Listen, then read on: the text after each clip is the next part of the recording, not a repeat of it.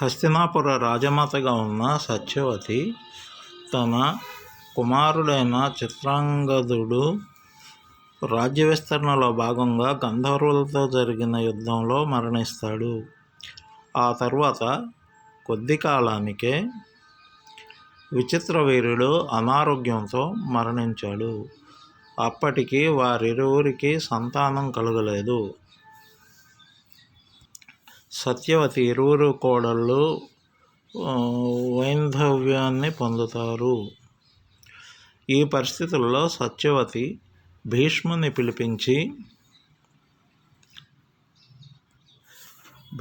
పిలిపించి వివాహం చేసుకోవాలని కోరుతుంది. తద్వారా హస్తినాపుర సింహాసనానికి వారసుని అందించాలని వేడుకుంటుంది.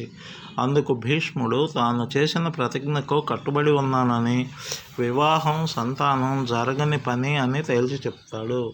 సత్యవతి చాలా దుఃఖిస్తుంది. తన సంతానం రాజ్యపాలన చేస్తారని భావిస్తే భవిష్యత్తులో అసలు రాజ్యపాలనకు వారసులే లేకుండా పోయారని విలపిస్తుంది.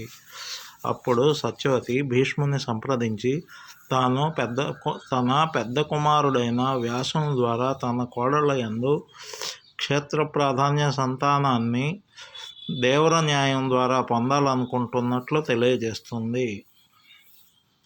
అందుకు భీష్ముడు కూడా అంగీకరిస్తాడు.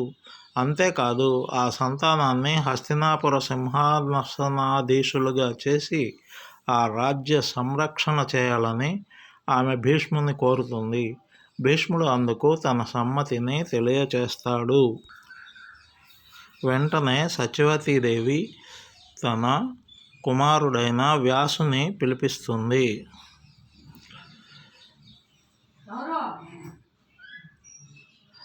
తన మనసులోని ఆలోచన తెలియజేస్తుంది. వ్యాసుడు ఆమె చెప్పిన దానికి అంగీకరించి ఇది తగిన సమయం కాదని,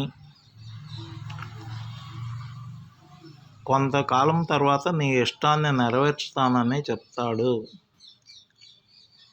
వ్యాసుని మాట విన్న సత్యవతి ఇప్పుడిక కాలాన్ని వృధా చేస్తూ ఉండజాలనని, వెంటనే రాజసింహాసనానికి వారసులు కావాలని, తన కోడళ్లకు పుత్ర సంతతిని ఇమ్మని, తల్లిగా తన మాట మన్నించాలని అంటుంది.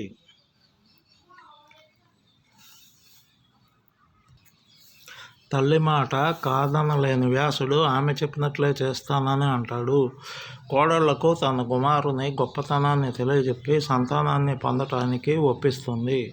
వారు వ్యాసుని ఊహలో చాలా గొప్పగా భావిస్తూ సంతోషంగా వేచి చూస్తారు. తీరా వ్యాసముని రూపం ఇంకా జడలుగట్టిన జుట్టు చూసి అంబిక చాలా భయపడుతుంది.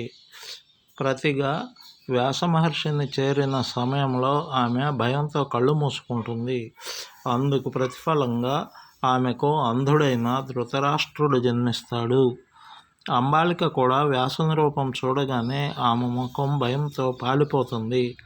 అందువలన పాండురాజు తెల్లని వర్ణంలో జన్మిస్తాడు.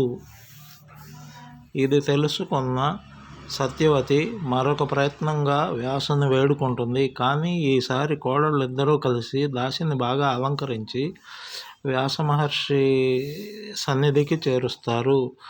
వ్యాసుని పూర్తి భక్తితో ఆమె సేవిస్తుంది. ఫలితంగా ఆ దాసి గర్భాన విదురుడు జన్మిస్తాడు. అప్పుడు వ్యాసుడు సత్యవతి మాతతో, నీవొకటి తలిస్తే దైవం వేరేలా తలచింది, నేను ఇంక వెళ్తాను అని చెప్పి తన దారిని తాను వెళ్ళిపోతాడు. వీడియో నచ్చితే లైక్ చేయండి, షేర్ చేయండి, కామెంట్ చేయండి, ఛానల్ను సబ్స్క్రైబ్ చేయండి. Thank you.